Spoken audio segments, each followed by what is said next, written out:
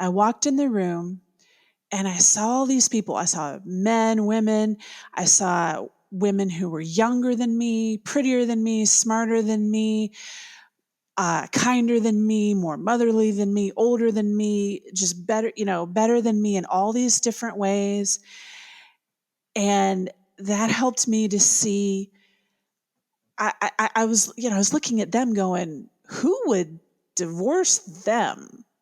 I admit that was my first thought. Now, I realize there are lots of different reasons why people get divorced. It's just my first thought was, if somebody is divorcing that person, I felt a little better about him leaving me. Welcome to the Heavy Pages podcast, a guiding light for women facing the paralyzing challenges of an unwanted separation. If you're feeling frozen by the weight of heartbreak or the uncertainty of a crumbling relationship, you're not alone. I'm Josie, your host, and a separation survival specialist, because I've been where you are, overwhelmed, emotionally stuck, and unsure of what lies ahead. But here's the truth: healing and empowerment are within your reach. Together, we'll shatter the chains of paralysis, embrace this journey, and pave the way to your new future. So it's time to step forward, find your strength, and rewrite your story, because the pages of life can be heavy, but you don't have to turn them alone. Now, before we start today's episode, please consider taking a moment to click that subscribe button. And with that, here we go. Hello, and a warm welcome to today's chapter checkup session, where we will be hearing from another courageous woman as she shares her transformative journey from devastated to divorce. And we'll be using the 5 chapters of my program as the guide. If you're curious about these chapters and how they align with your personal journey, don't forget to visit heavypagespodcast.com for your free chapter checklist. And with that, here's today's interview.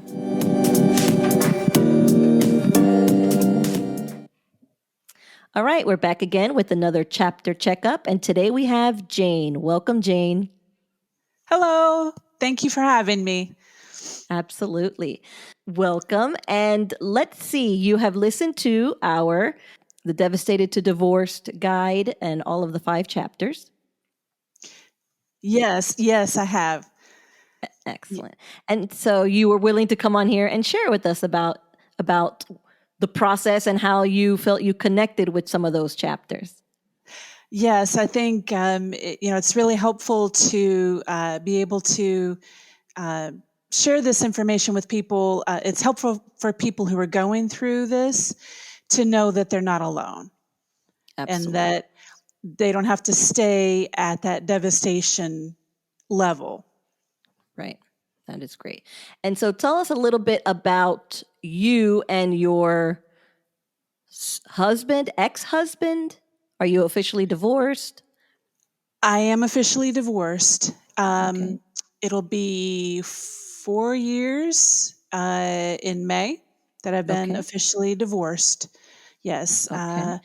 Let me start with how you met. Okay. So, we actually, we met because I was involved in community theater, and he happened to know one of the other cast members, and he came to his show and saw me there. And then after that, he, came and met me afterwards, and we started going out soon after that. Okay. And how long did you date before you got married? Oh, let's see. We dated for 2 or 3 years. Yeah. Okay. Yeah. That's a nice long time. Yeah. We dated for a while before we got engaged, and we were engaged for about a year. Mm-hmm. Perfect. And then how long were you married? I think it's been 12 years, or it was 12 years that we were married. Okay. That's also a nice long time. Yeah. It's funny how when I remember when I was first separated, and how I was counting the hours, It's been this many hours since that happened. It's been this many days. It's been, and I knew everything exactly to the minute. And Wow. now I never dreamed I would get to a point where I'd be going, wait, has it been 3 years or 4 years? Uh, so Yeah. Yeah. that's When you're in the it. thick of it, it's hard to believe that that's even possible. Yes. Yeah. Yes. Yeah. And so tell me about how the separation happened. Whose decision was it? It was his decision. Um, at the time, I didn't see any signs that it was going that way. Um, it felt to me like it came right out of the blue. Apparently, to him, it wasn't out of the blue, but that's what it felt like to me. I did not see it coming. It was just the way I remember it was just an average day. I remember exactly what we were doing, what we said to each other. It was just one of those mundane conversations, sort of. And he just said, I can't do this anymore. And I went, do what? Right. Yeah. So I've since learned there's a psychologist who she calls it the runaway husband Okay. syndrome. She was a she was a marriage counselor for years and years, and she talked about how her name escapes me, but um, she has a book called The Runaway Husband. So she basically came home from being on the road at one point. It was something she'd been doing for years, and she says something like she asked him if he wanted chicken or fish for dinner, and he said, I don't want to be married anymore. Oh my And she goodness. went, yeah. And she went, so chicken or fish? Like, Right. so I could really relate with that. That was kind of your right. That was your scenario. Okay. Well, Yes. let's talk about chapter 1, which is blissfully unaware or subconsciously aware. So it sounds like you were in the blissfully unaware part because for you things were fine, normal, no real problems. Right. Yes. Um, yeah. Things were fine. The way I understood it at the time was that that's how marriage was, and things were normal, and that he was happy. Okay. So then he springs it on you. He wants things to be done. What do Yes. you do? What do you say? What happens next for you? I went into a complete tailspin Okay. because I was one of those people who I have to admit this. This was looking back. I regret this, but I was one of those people who was pretty sure I knew how things should go, how my life should go, how everybody else's life should go, because my life was going so great. Right. So I knew what to tell other people. That was very prideful of me. Um, so when that happened, I just nothing made sense. Up was down, left was right. Nothing. I felt like I couldn't count on anything, Right. including my own mind. Wow. Right. Yeah. Yeah, because I thought I was happy and I thought he was happy. So yeah, So you lived very deeply in chapter 2, which is blindsided and devastated. yes, most Okay. definitely. Yeah. Okay. And do you have children? No, Okay. All right. That honestly is helpful through the whole process. yes, if, through this process, Yeah. yes, it Yeah. definitely is. Right. So, okay. Let's see. And then while you were in that phase or chapter, devastated, blindsided and devastated, what kind of things happened? Did you in denial? Were you trying to, no, this can't be, it's just a phase, he's going to change his mind? Or did you do everything that you could to please him, to make him see that he was wrong? Did you better yourself for things that you didn't really feel you really needed to better, but just say, look, I'm changing? Yes, yes, yes, yes, yes, yes. Check, check, check, check, check, check. Yes. Because I felt like uh, I didn't know what I needed to be doing differently. That's the way it felt. I kept asking, so why are you doing this? What did I do? What caused this? And he, he would say sometimes that he was totally sure. And then the next time he would say, I'm not sure.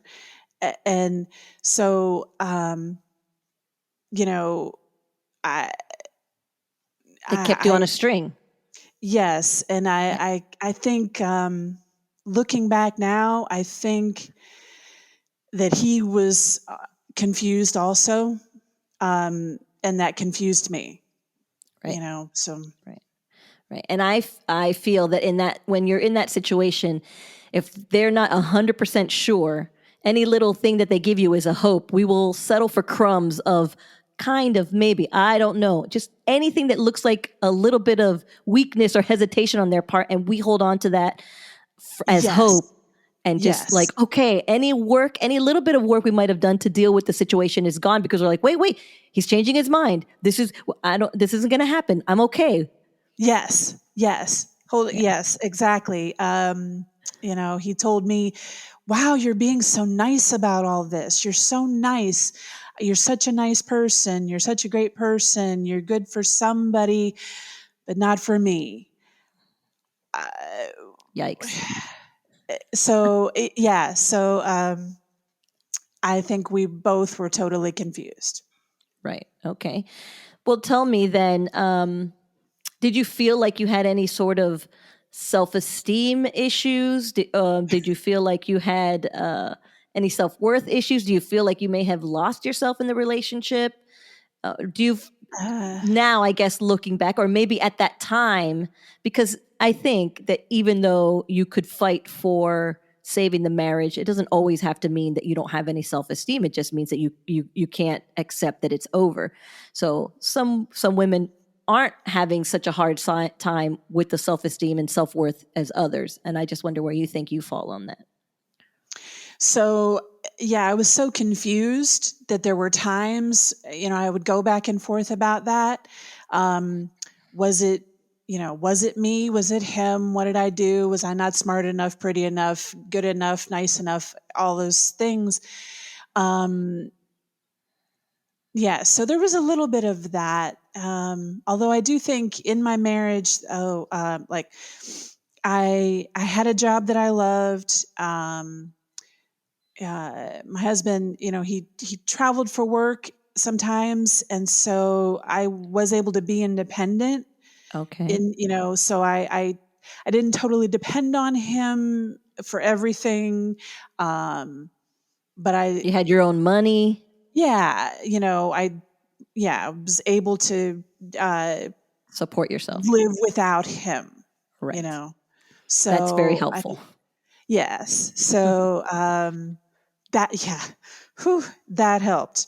Um, I will say I did start to kind of get some help, and I didn't think I could afford therapy, but Okay. I started to meet in a support group, Okay. and I had some real at first had some real issues with that. Um, I really didn't want to go. To be honest, it took me a while, but once I did go, I walked in the room and I saw all these people. I saw men, women. I saw women who were younger than me, prettier than me, smarter than me, kinder than me, more motherly than me, older than me, just better, better than me in all these different ways. And that helped me to see. I was looking at them, going, "Who would divorce them?" I Right. admit that was my first thought. Now, I realize there are lots of different reasons why people get divorced. It's just my first thought was, if somebody is divorcing that person, I felt a little better about Sure. him leaving me. Right. Right. So Exactly. that helped me. Yeah. Yeah. It's like, okay, I'm not alone in this. And, it's not really, it's not about looks. It's about things, Right. for different people, it's about different things because exactly. I mean, we see supermodels being cheated on. We see supermodels being Yes. divorced. There's a whole nother thing going on here. So Right. yeah, that makes sense. So tell me about chapter 3 when you realize no, chapter 4 when you realize it's over, like that you finally come to a part of accepting that it is over. How did that come about That came about very slowly. for most of us? Unfortunately. Yeah. I think it was sort of in two stages. So at first he was confused and he was confusing me. It was sometimes he didn't want to see me, then it was I would really like to see you, I miss you, things like that. And that was pretty confusing. And then he got to a point where I think it was clear for him. And so he just, he basically said, I want you to sign the separation agreement. And I know that that's not legally binding. That does not mean that a person is divorced at that point. But I knew in his mind, because of the way we had talked, that was it. And so I said to him, I said, you know, this is a huge step towards divorce. I texted that to him. Right. And he basically responded with something like, I know, and I need you to sign this. And that was really hard. Right. Uh, I couldn't do it. I tried to practice. I put a pen in my hand and held the paper, and I didn't open the pen, because I wasn't in front of a notary. I was just practicing, and I couldn't do it without crying. Um, and so I don't normally recommend this to other people, but I put on the way to the notary, I put on the angriest music I could find Right. that would get me in the mood to sign it, and screamed it all the way there, basically, just to get me to sign it because I knew I needed to sign it. Right. And so I signed it in front of the notary. And luckily, she was a friend, and she kind of knew what was going on. And I remember I walked into her office, walked straight in. I couldn't talk to anybody else. Just was as polite as I could be, but I couldn't say a word. Just sat down, and she's like, "Are you ready?" And I just signed it and left. Um, and she notarized it, obviously. Of course. Of course. Sorry. So there was that, and also this support group that I was a part of. I think I went there that night, and we were talking about a session. The session we were on actually had to do with this meeting. We meet at a church, and it had to do with God's ideas of marriage and divorce. And I realize Okay. not everyone listening is a Christian, but for me, that was helpful. Okay. And it mentioned in Scripture that it says basically that if a believer has been either if there's been adultery, or if a believer has been abandoned,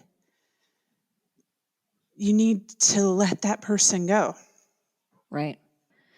And that was what you needed to hear at that moment. That's what I needed to hear at that moment. Mm-hmm. Right. Wow. So, yes, it was very hard. The fact that it even is in Scripture, that does not make it any easier to do it, Of course.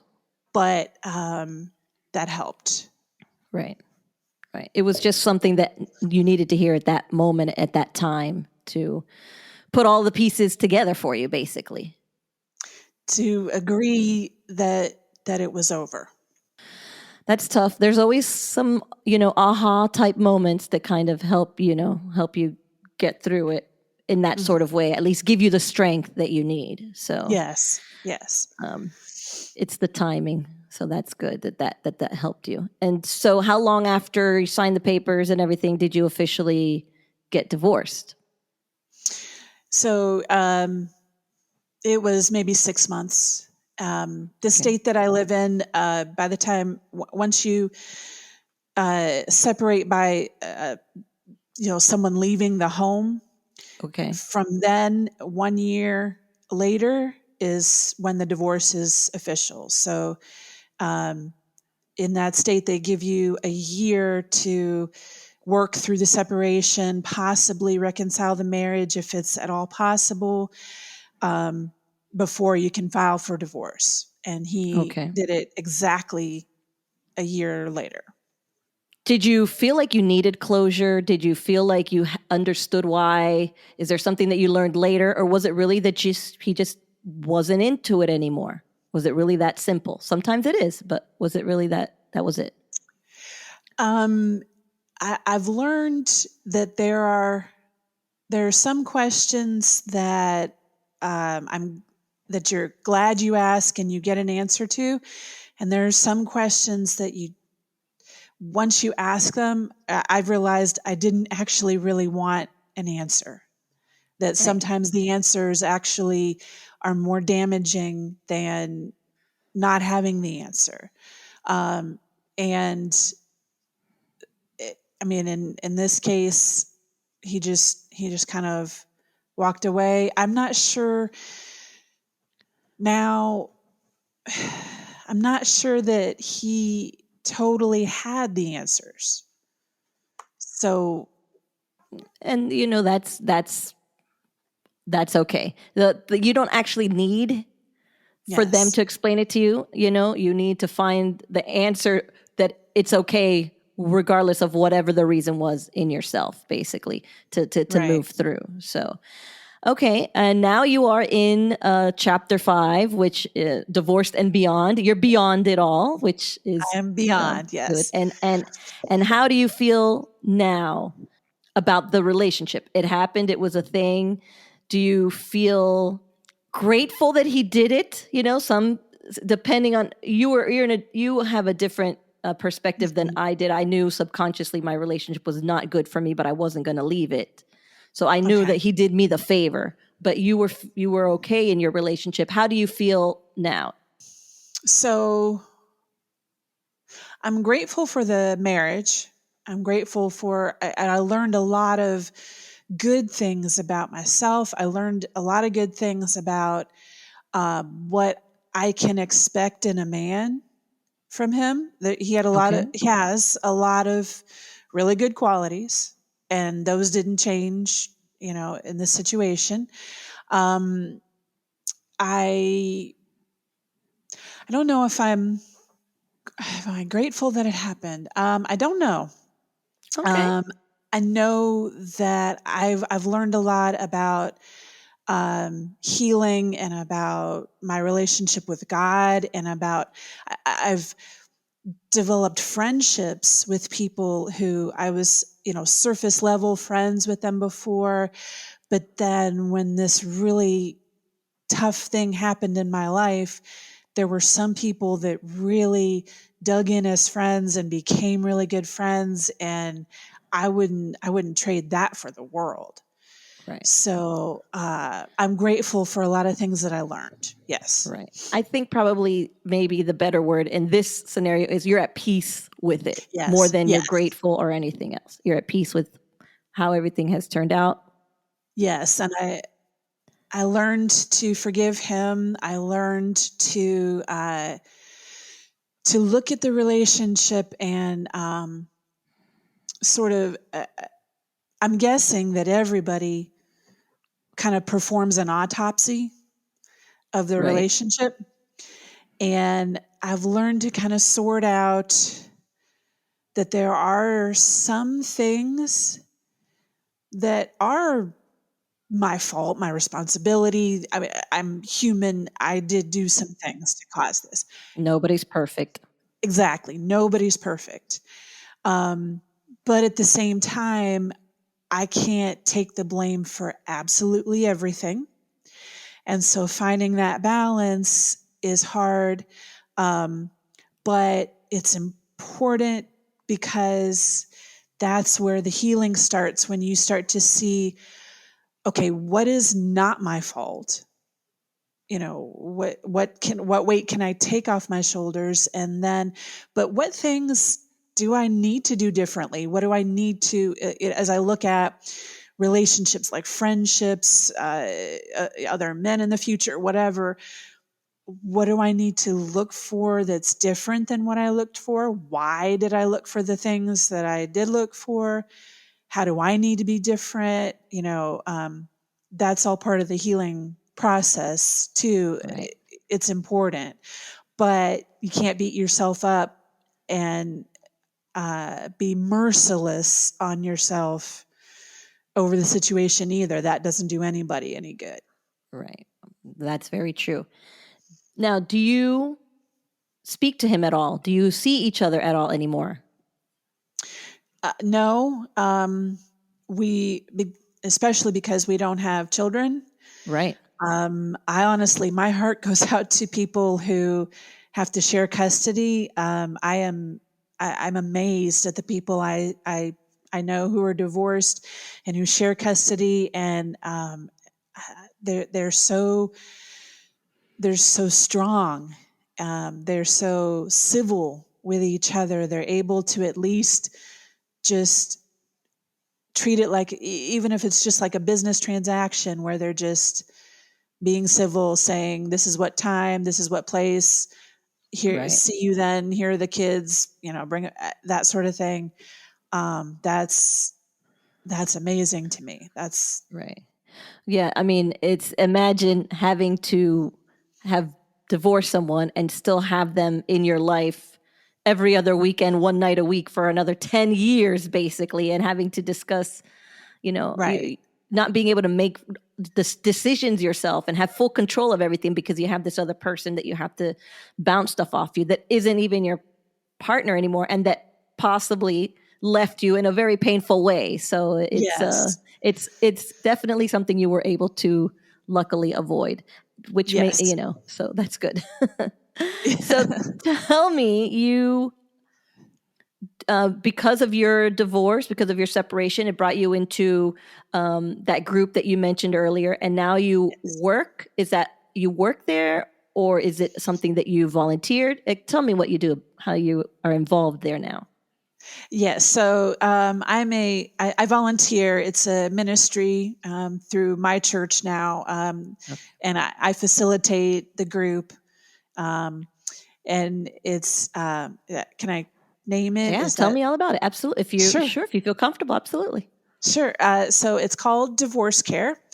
It's open to anyone, whether you belong to any type of church at all, or what your religious background is. It's open to absolutely everyone. Um, they meet in churches all over the United States, and they're actually meeting all over the world now in different countries in Africa and different places. It's through a group of counselors. So they've had experience with family counseling, with divorce counseling. There are pastors involved, people who have some hard won wisdom over years of experience. And what they've done is created this series to kind of help people walk through divorce. It's a video series, and then you meet as a group confidentially. And then, so what I do is I facilitate the group. We watch these videos, we talk, and we just kind of give each other support through that. And as a participant, I went through it 3 times Wow. because Okay. because uh, that's actually kind of the average. There's some who go through more than that, some less than that, because sometimes you need to hear things more than once.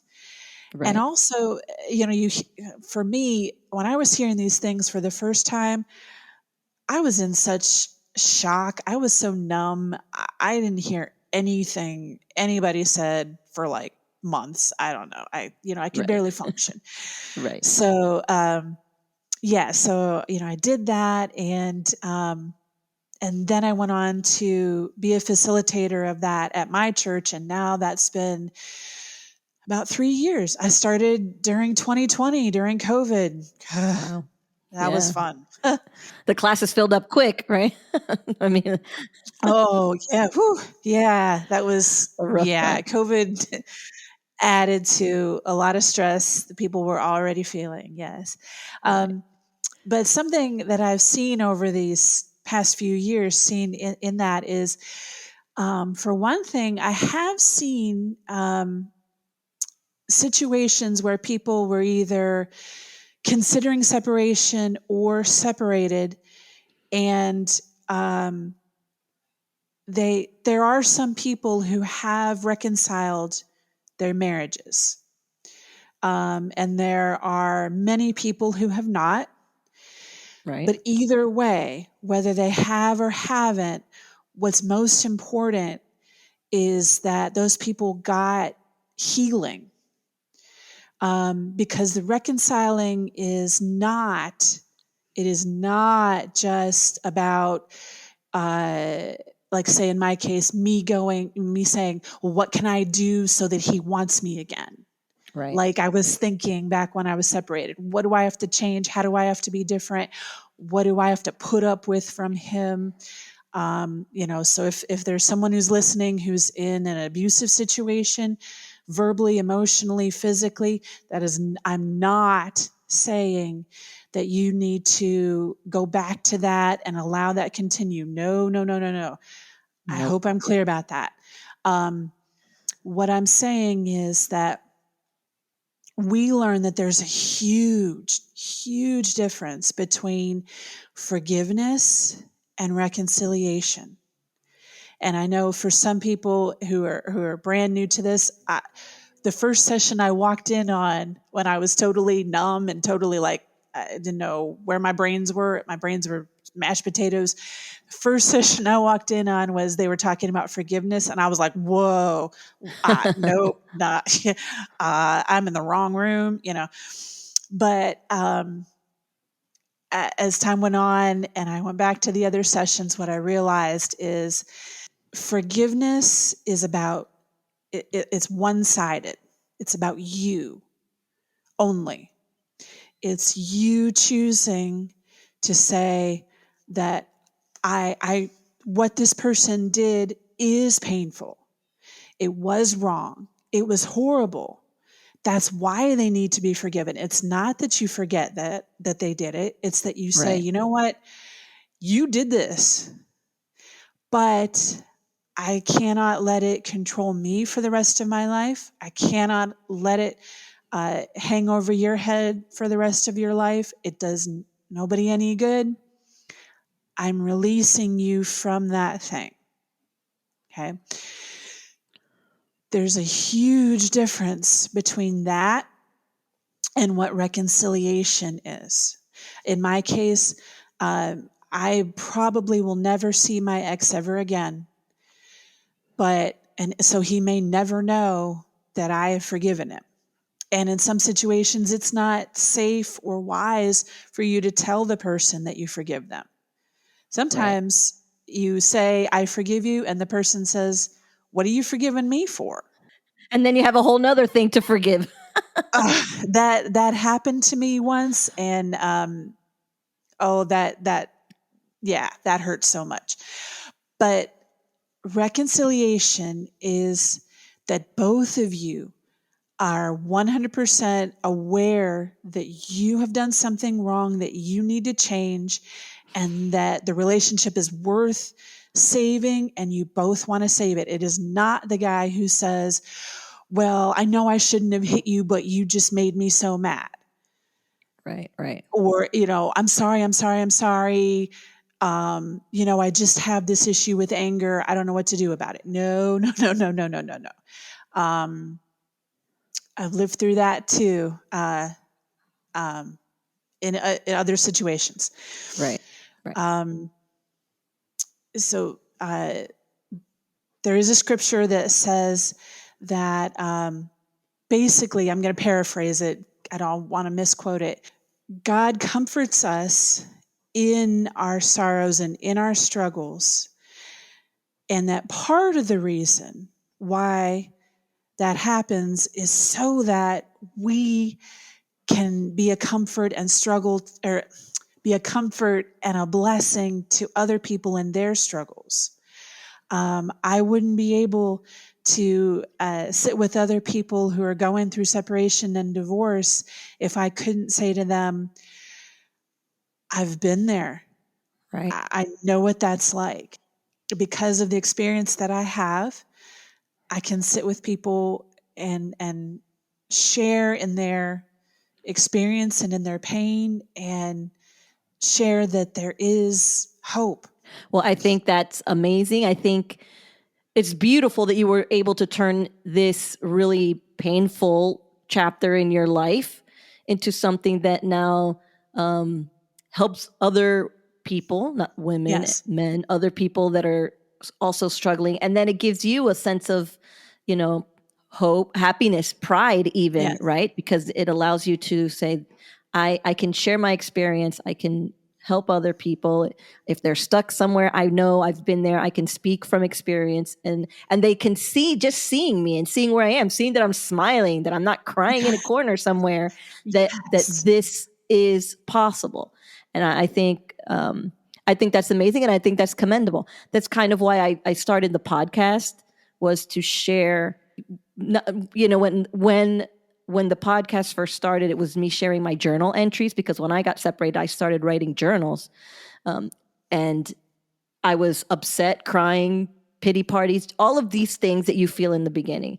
And I really enjoy the perspective of reading them and remembering how horrible I felt, but having the perspective of years and saying, okay, yes, this is real, this moment, these feelings are real, but here I am, being able to look back and having a window into it and saying, it wasn't the end of the world. It wasn't like, oh my Yes. God, I'm useless, I'm done, I'm not going to be able to do anything. I can. So when women are like hearing the journal entry and saying, that's where I am right now, oh my God, how, and then they can hear me be like, you know, I survived it. I surpassed it. I thrived after it. It's possible. It's scary as hell. It's Yeah. absolutely scary, but it's Yes. doable. So that's Yes. my hope and my goal, you know? There's an analogy that has meant a lot to me over the years. So, if a marathon runner has open heart surgery,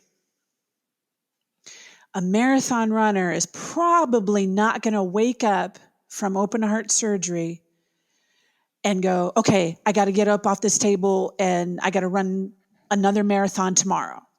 Right. Right.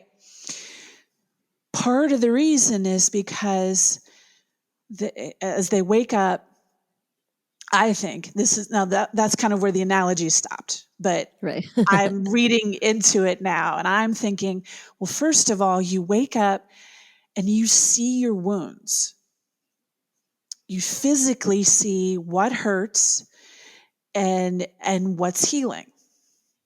And as you're experiencing that, you're having a little mercy on your body. You're going, oh, my body has been through this horrible experience. Also, other people can see it. You know, if you Right. break your arm, people can see your cast. They're going to protect your arm. They're not going to slam into you when they walk by, right? Right.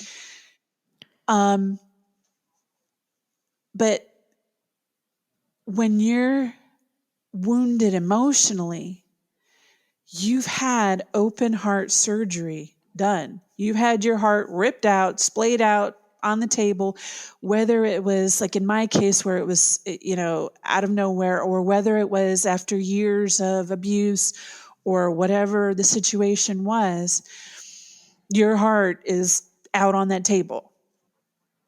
But you don't see it. You don't physically see it, and neither does anybody else. So what I've seen is a lot of people expect that they have this horrible experience happen to them, or even different types of grief too. And they expect they're going to get up the next morning, feed all the kids breakfast, get to work, be at the top of their game, move forward. Everything's fine. I'm fine. I'm fine. I'm fine. I'm fine. Because you don't physically see your wounds, and you also don't see what's healing. You don't see what's working well, and it's getting closer to being mended. Right. So I want to tell people, be merciful to yourself. Now, at the same time, that runner on that table, they are going to have physical therapy. They are going to have somebody who comes in and says, you can't just be a couch potato for the rest of your life. You have to trust me that I know how to help you move your arms, move your legs, do what you need to do. There are things you need to do to move forward in your healing. But have some mercy on yourself. Right. Rest, eat well, do all those things that you think are no big deal, but they are the biggest deal in the whole world, like sleeping, eating. That stuff makes a world of difference. And reach out to someone, to a therapist, reach out to somebody who's been through it, and get help. Excellent. Excellent. Well, absolutely, Jane, I thank you so much for being willing to share your story, to share your journey, and to share how you manifested it into helping others. I think that's absolutely a great way to be in the new chapters of your life. I think Yes. that's a great way to close that one and start a new one. So I commend you, and I'm sure that there are many people that are being blessed by the opportunity to have you also share with them. So thank you so much, and I appreciate you taking the time to join me. Thank you. Was there any ending thoughts that you wanted to share? Well, I just want to thank you for allowing me to come on here. I thank you for the work that you're doing through this podcast, and I know it's a labor of love, and for being willing to share your journals and open up your heart to people and be that vulnerable. And so I thank you for that, and I'm just grateful for the work that you're doing and the difference that it makes in people's lives. Thank you so much, and keep moving forward. We are the vision that we hope that others Yes. can see themselves when they need to move forward. Yes. So thank you again.